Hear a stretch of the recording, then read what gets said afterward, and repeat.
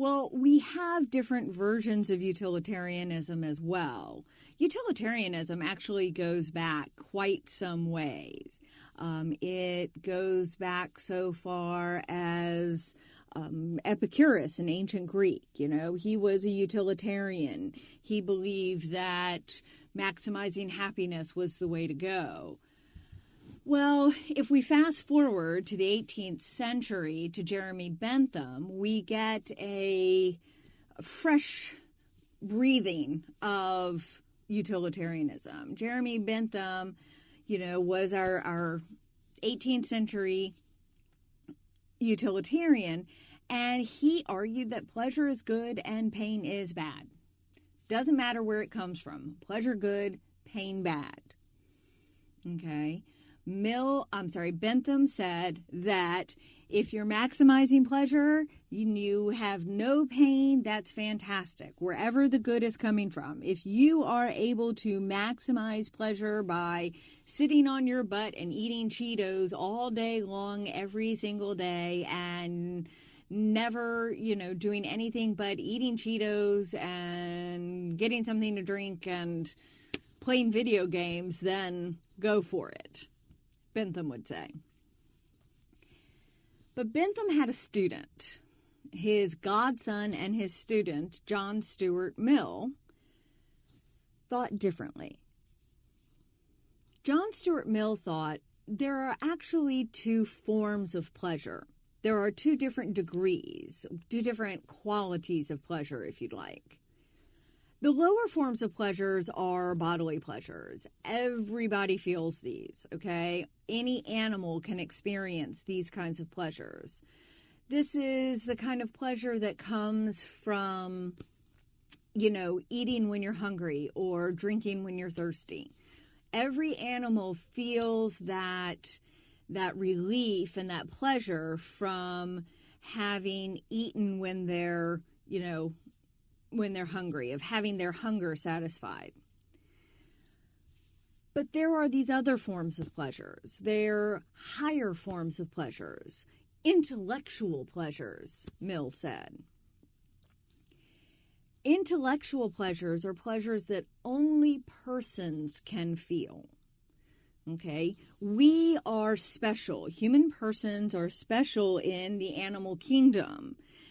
Dogs and cats and squirrels, and it might even be the case that, chimpanzees, they're smart, but they're not smart enough to make it to that person level. Chimpanzees come pretty close. Let's not misunderstand. There's a lot of scientific discussion out there about how intelligent they are. But at this moment, there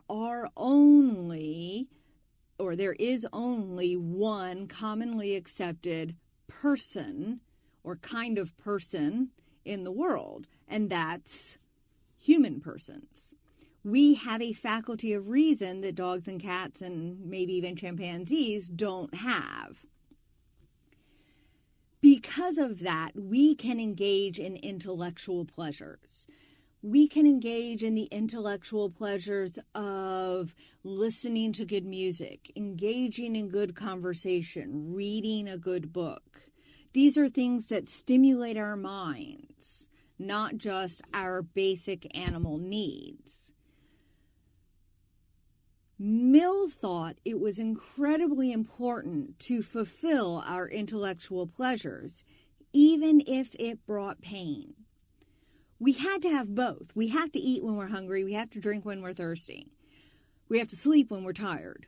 But we also have to listen to good music and engage in good conversation. We have to study philosophy. Okay? These are intellectual pleasures.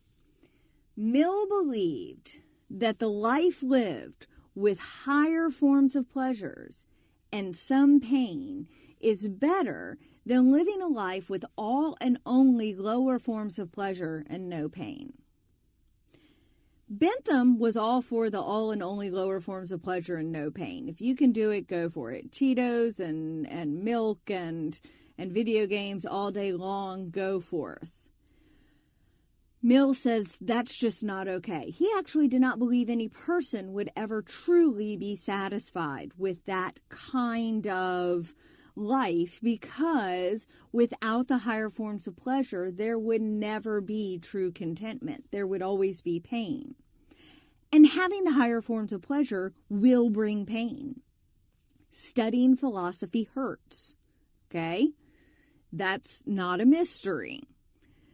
But the pleasure that it comes from studying philosophy outweighs that pain, Mill says.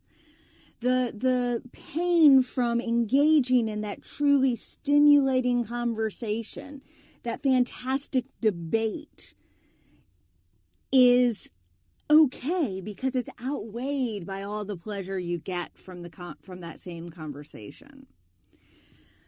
Mill is famous for offering up a quote.